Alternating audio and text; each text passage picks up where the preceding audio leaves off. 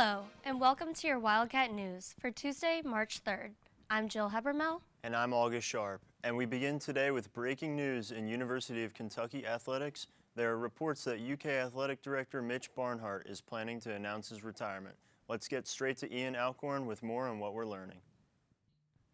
This morning, ESPN was the first to report Barnhart was planning a retirement announcement. Barnhart is in his 25th year as athletic director at UK. No exact timeline has been announced yet for his departure as AD. Barnhart is serving the longest serving athletic director among all ADs in Power 4 conferences.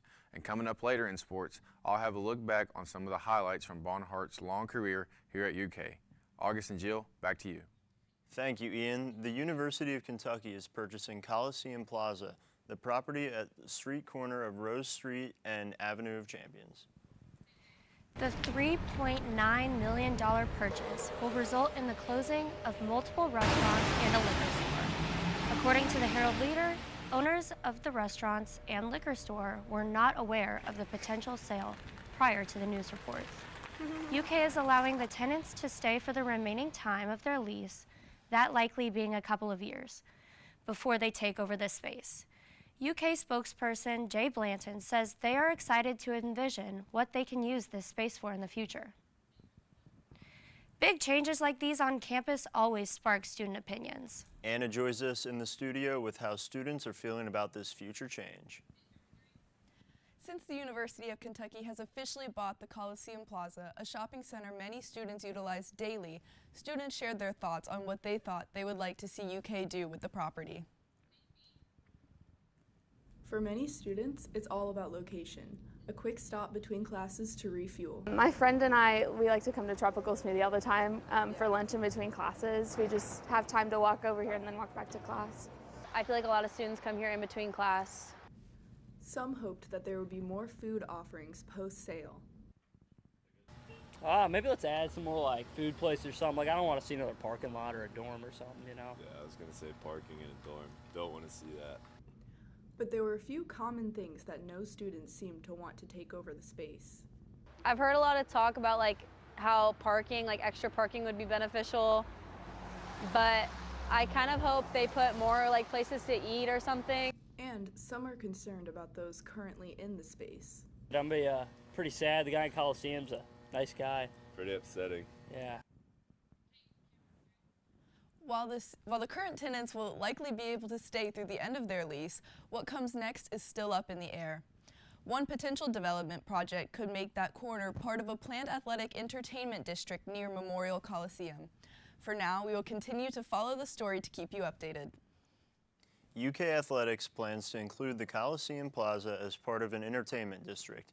This is in addition to the area around Kroger Field. UK Board of Trustees Athletics Committee has a few potential plans for the project, including dining, retail, and entertainment options. A final plan will be revealed in late March, according to UK Athletics. And while many students don't see a parking lot in the Coliseum Plaza spot, parking is an issue for many. From crowded garages and limited commuter spots to pricey permits and parking tickets, commuting to campus can be frustrating. As enrollment grows, so does the pressure on campus parking. But there are some student-led initiatives working to ease the tension. The UK Student Government Association provides students with 5 free parking coupons, each good for 3 hours. For late-night needs, Wildcat vouchers offer students $10 toward 10 evening Uber rides per semester. The Donations for Citations program also offers students a way to waive a $30 parking ticket by donating 10 food items or 5 personal care items. The Donations for Citations is like a great idea, but I feel like they don't do it as often for it to be like really as useful as it could be. Like, I know I take advantage of it, but it's always like once in a blue moon. It's like, oh, this could be better, but. Donations for Citations benefits UK's Big Blue Pantry, helping students experiencing food insecurity. While this spring's drive is over, be on the lookout for another drive in fall. The University of Kentucky rolled out the blue carpet for students looking to jumpstart their careers with the biannual Higher Blue Career Fair. Pat Riley was there and shows us how organizers make this career fair different from others. On Wednesday, February 25th, hundreds of students packed into the Gatton Student Center for UK's semesterly Higher Blue All Majors Career Fair. While most career fairs are just rooms full of recruiters, organizers at the Stucker Career Center designed this event with student experience in mind from the very moment they walk through the door. We specifically think of our students and the experience that they have.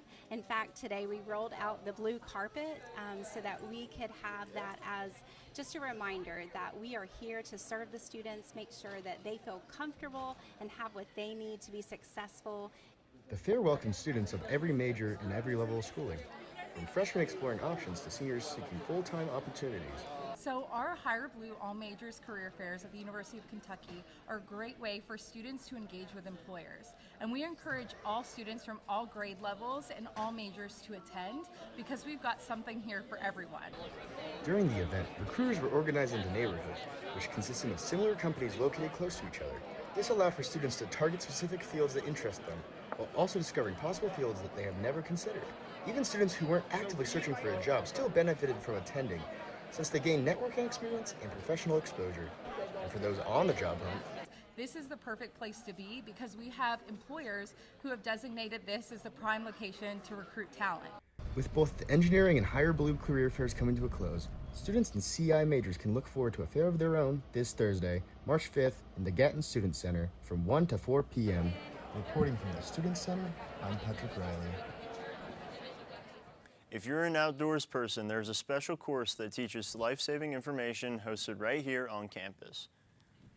On Saturday, the University of Kentucky Student Success hosted Knowles to teach about wilderness first aid. Knowles is a company that hosts backpack trips and teaches backcountry survival skills. This course had students, outdoorsy people, Boy Scouts, and even cave explorers in attendance. What's wrong with the person, what their chief complaint is, figure out, oh, okay, you rolled your ankle, oh, we're having an allergic reaction, things like that. So once you identify the issue, the concern, going and taking those steps to fix it, and then, continue on with the trip, or if they need to leave. This is the 5th year that Bavis has hosted this event at UK and has drawn the attention of over 30 participants each year.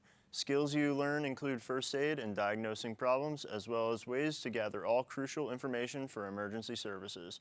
The course is offered every year at the beginning of spring and also has an advanced course upon completion. From the stories happening around the nation to spring elections on UK's campus, Libby Heckert joins us with a look at today's top stories. The major military escalation in the Middle East continues as U.S. and Israeli forces launch heavy strikes across Iran. Following the killing of Iranian Supreme Leader Ayatollah Ali Khamenei, the U.S. and Israel continue targeting key military and strategic sites in Tehran and beyond. There have been reports of civilian and military casualties. Iran has responded with waves of missiles and drones aimed at Israeli and U.S. bases throughout the Gulf. 3 U.S. service members have been killed and dozens wounded. The conflict is prompting airspace closures and is causing a spike in global energy prices. International leaders are calling for urgent de-escalation. President Trump delivered his first State of the Union address of his second term, outlining his priorities as lawmakers head into the midterm season. The nearly 1 hour and 47-minute long speech, the history's longest, focuses on the economy, border security, and America's role abroad. Trump called it a golden age for the country, pointing to job growth, lower inflation, and a stronger global standing. He urged Congress to back efforts on housing, affordability, healthcare costs, and immigration reform. The president also honored military heroes, recognized the U.S. men's Olympic hockey team's gold medal win, and a reunited freed Venezuelan political prisoner with his family. The address comes as Washington faces ongoing debates over government funding, foreign policy, and immigration, key issues heading into the 2026 midterms. Back here in Lexington, it's election season at the University of Kentucky. The Student Government Association, the SGA, is encouraging Wildcats to make their voices heard. Spring elections include student body president, vice president, and all Senate seats. Voting will take place March 2nd and 3rd through the BB Involved platform. Students can log in with their UK credentials and review the candidates and submit their ballot before the polls close. Watch for SGA announcements about deadlines and candidate forums. Your vote helps shape campus leadership for the year ahead. Coming up after the break, we are tracking the latest changes in the weather. After that, we take a look at how Greek life is getting students involved in a run club.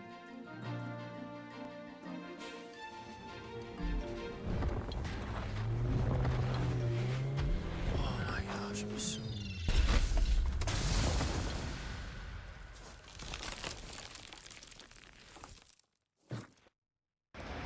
Hate is loud.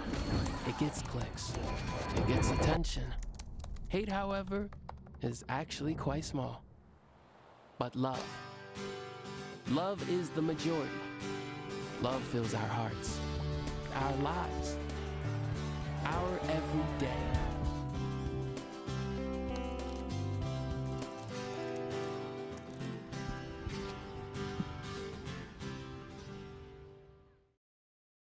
Former University of Kentucky swim coach Lars Jorgensen has been ruled permanently ineligible to coach. Alumni Gym is still temporarily closed because of flooding. I think it's the best one yet. Every semester, I'm like, it just gets better and better. Feeding into that University of Kentucky spirit and the tradition of what homecoming means to UK.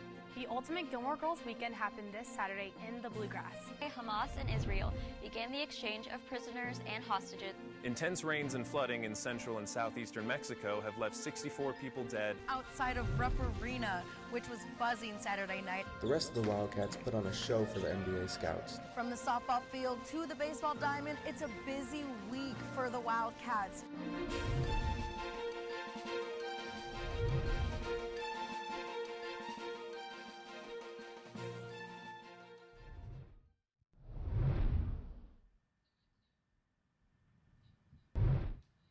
I'm Jalen Holly, bringing you today's weather.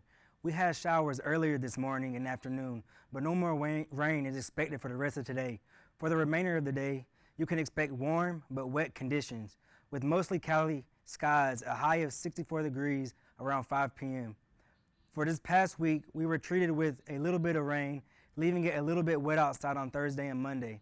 While the rest of the days were sunny, with temps fluctuating between the mid 40s and upper 60s, there was one thing present this past week for sure, and that was the wind. The wind made it seem cooler than it actually was. However, it was periodic and manageable, so people and animals were outside enjoying the pre-spring weather. Coming up within the next week, as we look at this 7-day forecast, what stands out the most is the frequent chance of rain. As you can see, there's a chance of showers every day from Wednesday going into Sunday. Also, Wednesday, Friday, and Saturday all have possibilities of thunderstorms. But on the bright side, the temperatures for this coming week are a lot warmer than last week's. The lows range from the mid-50s to the mid-60s, and the highs are all above 65, with Friday's highs reaching 77 degrees. Hopefully the rain doesn't ruin all of next week, but at least with all the chances of rain and higher temperatures in the 60s and 70s, that's a sign of transitioning from the winter into the spring. Back to you. Here at UK, Greek life is quite popular on campus, but one new organization is trying to connect members in a different way by lacing up their running shoes. Reporter Natalie Alicia has more on how Greek Run Club is building community 1 mile at a time. For many students involved in Greek life here on campus, their calendars are filled with meetings, social events, and philanthropy. But one organization is bringing members together in a different way, through movement. Greek Run Club is creating a community across chapters, one run at a time. It was really cool to be able to see all the different members of different fraternities and sororities come together just to socialize and go for a short little jog. I mean, we all have different things in common, so it was really fun to just meet new people and come together for one thing. First-time participant Rachel Traylor says the club offers a new way to meet people outside of her own chapter, all while staying active. The environment is welcoming for all experience levels. Runs are held once a week and are open to students at any pace. I told them whenever I got there that I have been a runner and I like to run, so I ran with the 2 mile group. and we ran at like a 9:30 pace, but then I knew that some of the people there weren't very experienced with running, so they also had a 1 mile group that ran a little bit slower, but we're still able to go and experience a little running and try something new. As students look for new ways to get involved, Greek Run Club continues to grow, proving that community can be both built inside and outside the chapter house. Their next run is Wednesday, March 4th at 5 p.m. No sign-ups needed, just show up to the Willie T. Bowl. I'm Natalie Alicia from Wildcat News. Still to come, Ian's back with coverage of all things UK sports. And to kick off the spring season, Starbucks has a new line of seasonal drinks. We'll be right back.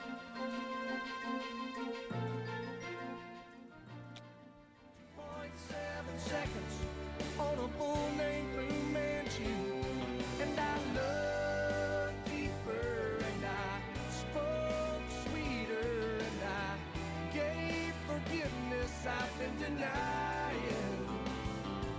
And he said, someday I hope you get the chance to live like you were dying. Hear that? That's the sound of your life. Perfectly imperfect. But every time you drive after drinking, the music gets drowned out. Your life sounds pretty great. Don't let a buzz ruin it. Buzzed driving is drunk driving. Don't drive buzzed. At the University of Kentucky, we build, we work, we lead. Not for the credit, but the future. For the name on the front of the jersey, the name that binds us, the place that drives us. For students and patients, farmers and families, fans and physicians, from dawn to dusk, we're here, advancing Kentucky together.